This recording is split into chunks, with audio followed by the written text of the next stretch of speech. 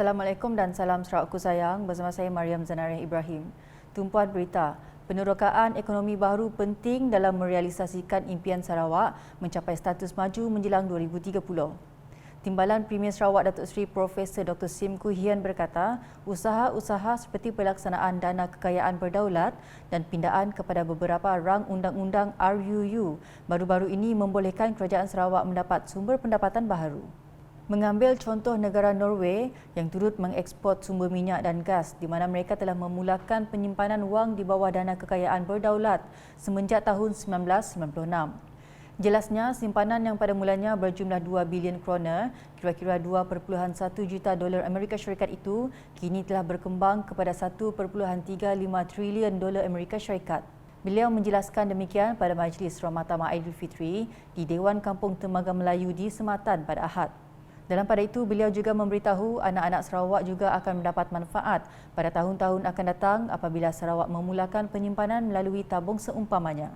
Sementara itu, Timbalan Premier Sarawak itu menambah, kelulusan RUU Kanun Tanah Pindaan 2022 dalam persidangan Dewan Undangan Negeri Dun Sarawak ke-19 baru-baru ini telah memberikan kuasa kepada Sarawak ke atas ruang udara dan juga bawah tanah. Ujarnya, ia membolehkan kerajaan Sarawak menerokai sumber pendapatan melalui aktiviti penyimpanan karbon di bawah tanah, di samping pengenaan cas ke atas penggunaan spektrum. Datuk Seri Profesor Dr. Sim memberitahu semua usaha tersebut mampu memacu Sarawak ke arah status negeri maju pada tahun 2030. Berita selanjutnya, kemudahan yang lengkap membolehkan murid-murid dapat belajar dan menimba ilmu pengetahuan dalam keadaan selesa. Susulan itu, Timbalan Menteri Pelancongan, Industri Kreatif dan Seni Persembahan 1 Pelancongan, Datuk Sebastian Ting Chiu Yu mengucapkan terima kasih kepada Jabatan Kerja Raya JKR Sarawak dan kontraktor yang telah membantu pihak sekolah membina kemudahan hingga memberikan kondisi yang selesa terhadap murid-murid. Pada tahun 2021, di bawah projek transformasi luar bandar RTP Dun Piasau, sebanyak RM25,500 telah disalurkan kepada sekolah ini bagi pemasangan jubin di bilik darjah yang membabitkan keseluruhan sebanyak 30 bilik darjah telah disiapkan. Beliau berkata demikian semasa berucap dalam sambutan Hari Raya Aidilfitri sempena program perancangan integrasi murid untuk perpaduan 2022 di Kolej Tun Datuk Tuanku Haji Bujang pada Jumaat. Ujar Ahli Dewan Undangan Negeri Adun Piasau itu lagi, beliau berasa gembira kerana dapat kembali ke sekolah ini dan berterima kasih kepada pihak sekolah dan Persatuan Ibu Bapa dan Guru PIBG di atas jemputan ini. Jadikan gawai tahun ini sebagai kesempatan untuk mengeratkan hubungan silaturahim antara satu sama lain melalui amalan ngabang. Demikian menurut mesej daripada Timbalan Menteri Buruh, Imigresen dan Pemantauan Projek di Jabatan Premier Sarawak, Datuk Gerawat Gala kepada Jawatankuasa Kemajuan dan Keselamatan Kampung JKKK di kawasan Puyut, Lubuk Nibong pada Sabtu. Beliau juga memuji masyarakat Iban di kawasan Puyut, Lubuk Nibong kerana perayaan gawai ini dikongsi bersama dengan masyarakat lain di sekitar seperti Melayu, Cina, Orang Ulu dan juga masyarakat lain. Sementara itu, Datuk Gerawat yang juga Ahli Dewan Undangan Negeri Adun Mulu telah menyumbang au gawai kepada 56 JKKK di kawasan Rumah Panjang Puyut, Lubuk Nibong sempena perayaan gawai. Ia telah diserahkan Kaunselor Yanti kepada penghulu Jimbau sebagai simbolik wakil penerima bagi rumah panjang di kawasan ini. Sumbangan ini adalah sebagai tanda ucapan Hari Gawai kepada penduduk-penduduk di rumah panjang kawasan-kawasan Puyut, Lubuk Nibong. Berikut pula, pewujudan Galeri Warisan Melanau Oya adalah satu usaha yang sangat baik dalam mengetengahkan adat budaya kaum Melanau, terutama kepada generasi muda. Ahli Dewan Undangan Negeri Adun Telian, Royston Valentine berkata, kebanyakan generasi muda belum memahami atau belum tahu secara keseluruhan berkaitan adat budaya kaum Melanau. Katanya, galeri itu juga bukan sahaja berperanan memperagakan keunikan dan kekayaan adat Melanau kepada kaumnya sahaja, malah juga kepada kaum-kaum lain. Jadi kalau kita lihat kewujudan Galeri Warisan Melanau ini adalah satu usaha yang sangat bagus yang diambil oleh pihak kerajaan untuk menunjukkan dan mempamerkan adat budaya kaum Melanau itu sendiri kepada generasi muda terutamanya. Karena kalau kita lihat kebanyakan generasi muda kita belum memahami ataupun belum tahu secara keseluruhan berkaitan dengan adat budaya Melanau. Kalau kalau dengan adanya galeri ini, banyak perkara ataupun banyak bahan ataupun peralatan yang dipamerkan di sini, di mana ianya dapat menunjukkan kepada generasi muda kita apa itu warisan yang perlu kita warisi dan apa yang perlu kita tahu berkaitan dengan adat budaya kita sebagai kaum Melanau lah.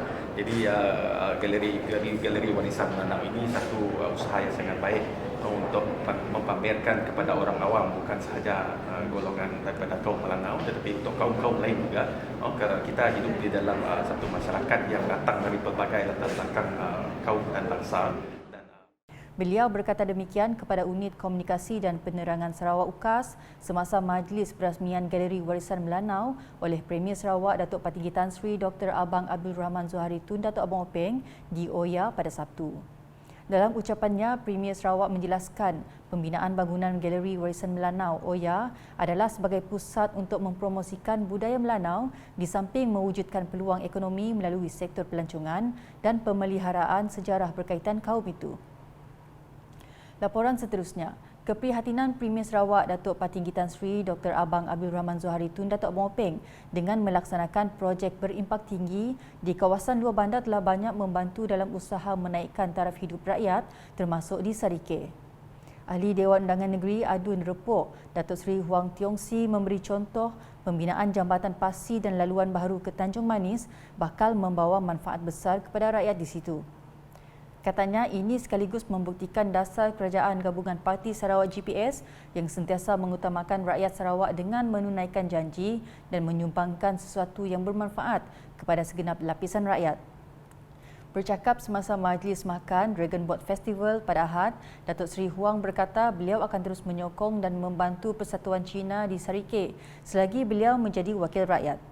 Dalam majlis tersebut, Datuk Seri Huang telah menyumbangkan sebanyak RM5,000 kepada Persatuan Fuchau, Persatuan Kuang Wai Siu dan Persatuan Chiang Chuan. Pada sebelah malam, beliau berkesempatan menyertai majlis Ramah Tamah Aidilfitri bertempat di Surau Nur Permai. Dalam ucapannya, beliau berkata Surau Nur Permai telah mendapat peruntukan dana projek transformasi luar bandar RTP sebanyak RM1.1 juta sejak tahun 2019 hingga 2022. Tambah beliau, penganjuran majlis itu dapat mengukuhkan semangat kekeluargaan dan perpaduan rakyat berbilang kaum di Sarike. Datuk Seri Huang kemudian menyumbang sebanyak RM3,000 untuk penganjuran majlis tersebut dan RM6,000 untuk program korban. Berita di Bintulu, perayaan Hari Raya Aidilfitri ini merupakan platform terbaik untuk masyarakat pelbagai agama dan bangsa untuk memperkukuhkan perpaduan yang sedia ada. Ahli Dewan Undangan Negeri Adun Tanjung Batu Johnny Pang Leong Ming berkata ini membolehkan pelbagai lapisan masyarakat berkumpul dan merapatkan lagi silaturahim sambil menikmati juadah yang disediakan. Beliau berkata perpaduan dan kerjasama merupakan aspek penting bagi menentukan keharmonian agensi dalam menghadapi segala cabaran dalam melaksanakan tugasan seharian. Katanya semasa berucap dalam Majlis Anugerah Ikatan Silaturahim Aidilfitri 2022 di Dewan Muktamar Kampung Jabai Bintulu pada Sabtu. Dalam pada itu, beliau turut bersyukur di atas mandat yang diberikan rakyat dalam menjadi wakil rakyat di Dun Tanjung Batu pada pilihan raya negeri ke-12 PRN12 Sarawak yang lepas. Berita seterusnya, Jabatan Kerja Raya JKR Mukah telah mengarahkan syarikat konsesi jalan untuk segera mengalihkan serpihan konkrit dan susur tangan tergantung yang rosak di Jambatan Mukah selepas dipercayai dilanggar kapal tongkang ketika sedang melalui di bawah jambatan tersebut. Dalam satu kenyataan pada Isnin, JKR Mukah juga mengarahkan agar laluan pejalan kaki yang terjejas ditutup dan delineator lampu berkelip dipasang untuk memberi amaran kepada pergerakan di batang Mukah.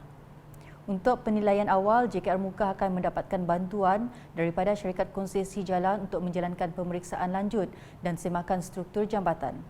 Manakala penyelesaian tetap akan dicadangkan JKR Mukah untuk kerja-kerja pembaikan laluan pejalan kaki yang rosak dan kerja-kerja dijangka akan dimulakan selepas penilaian keseluruhan jambatan dibuat pakar. Jambatan Mukah atau sinonim dengan gelaran Jambatan Kuning mengalami kerosakan pada Sabtu kira-kira jam 3 petang selepas dipercayai dilanggar kapal tongkang. Sekian edisi malam bersama saya Mariam Zanaria. Berita lebih lanjut boleh didapati di semua platform media sosial UKAS termasuk portal ukas.sarawak.gov.my dan UKAS channel di YouTube. Salam UKAS.